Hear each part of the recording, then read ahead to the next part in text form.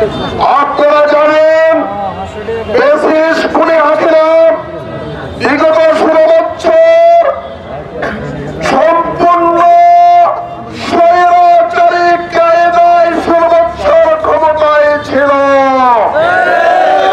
কিন্তু এই দেশের ছাত্র জনতা যখন আন্দোলন শুরু করেছিল জুলাই, তখন হাসিনা পাখির মতন গুলি করে বাংলাদেশের আমার বিদ্রোহীরা ছাত্র জনতা 2000 জন ভাইকে শহীদ করেছে। 30,000-এর মতো হত্যাদেরকে আহত করেছে, পঙ্গুত্ব করেছে। সে মনে করেছিল ক্ষমতা আপনারা দেখছে ভিডিও ফুটেজের মাধ্যমে সে সহজে নির্দেশ দিয়েছে সকল গুলি করে মেরে ফেলো, আমি ক্ষমতায় থাকবো।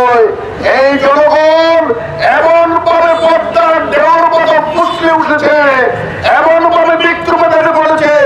হাসিনা 2024-এ 5 আগস্ট এই দেশ থেকে তার নানান দেশ ভারতে চলে যেতে বাধ্য হয়েছে। আমরা ধিক্কার জানাই, তোমার এত সাহস যদি থাকতো তুমি বাংলাদেশে থাকলা না কেন? সেই দিন জনগণ তোমার চামড়া নয় মানুষকে টুকরা টুকরা করে ডাকপিড়ে ফেলতো, সেদিন ঢাকার জনগণ। সংগ্রামী ভাইয়েরা, আমরা বলতে চাই আজকে বাংলাদেশে এই জুলাই বিপ্লব 1 বছর অতিবাহিত হয়েছে, এখনো আমাদের শহীদদের বিচার হয় নাই। আমাদের যারা পঙ্গুত্ব বরণ করেছে তাদের এখনো সুচিকিৎসা ঠিক মতো করা হয় নাই। আমি বলতে চাই স্পষ্ট, অন্তর্বর্তী সরকারের উপদেষ্টা পরিষদের সদস্যবৃন্দকে আপনারা জনগণের বিপ্লবের সরকার, বিপ্লবী সরকার, আপনারা যদি এই ধরনের গ্রেফতারি করেন আপনাদের অপরাধ অনিবার্য। আমরা হুঁশিয়ার করে বলতে চাই, বাংলাদেশে অনতিবিলম্বে জনগণের যে দাবি, আগামী দিনে এই দেশে শেখ হাসিনা সকল খুনিদের বিচার করতে হবে। জুলাইয়ের সনদ জনগণের যে নিয়ম সেন্টিমেন্ট অনুযায়ী হতে হবে। মনগণা জুলাইয়ের সনদ করলে এই জুলাইয়ের সনদ আমরা মেনে নিব না। ছাত্র জনতাকে নিয়ে আমরা আবার দুর্বল আন্দোলন হয়ে চলব। রামগতি কমলনগরবাসী, আমরা রামগতি কমলনগরকে আমাদের সুন্দর একটি উপজেলা করতে চাই।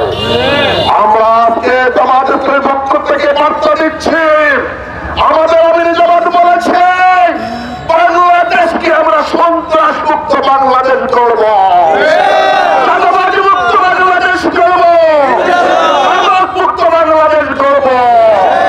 আমরা আজকে কি দেখতে পাচ্ছি? আমাদের আবার চাঁদাবাজ হচ্ছে, আমার মা বোনদেরকে আজকে দর্শন করা হচ্ছে। আমরা কি এই জন্য স্বাধীন করেছি? হুঁশিয়ার করে বলতে চাই, যারা এর সাথে জড়িত তোমাদেরকে ছাড় দেওয়া হবে না। ওদের জন্য আমরা আরেকটি বিপ্লব করবো, আরেকটি যুদ্ধ করবো। বাংলাদেশকে আমরা চাঁদাবাজ মুক্ত ইনশাআল্লাহ করবো, সন্ত্রাস মুক্ত করবো, মাদক মুক্ত করবো। আমাদের মা বোনদের ইজ্জত আমরা রক্ষা করবো। এই জন্য প্রিয় দেশবাসী, আসুন আগামী দিনে জামাত ইসলামী এই দেশে ইসলামী রাষ্ট্র কায়েম করতে চায়, কোরআনের সমাজ কায়েম করতে চায়। এর মাধ্যমে শান্তি আসতে পারে, মানব পরিস্থিতি মতো শান্তি আসবে না, আসা সম্ভব না। এই জন্য আসুন আগামী দিনে জামাত ইসলামের পতাকা তলে ঐক্যবদ্ধ হয়ে আমরা আগামী দিনে একটি কোরআনের রাষ্ট্র কায়েমের জন্য দুর্বার আন্দোলন করে তুলে সবাইকে আমাদের পক্ষ থেকে, জামাত ইসলামের পক্ষ থেকে রক্তিম শুভেচ্ছা, মোবারকবাদ। আসসালামু আলাইকুম ওয়া রাহমাতুল্লাহ।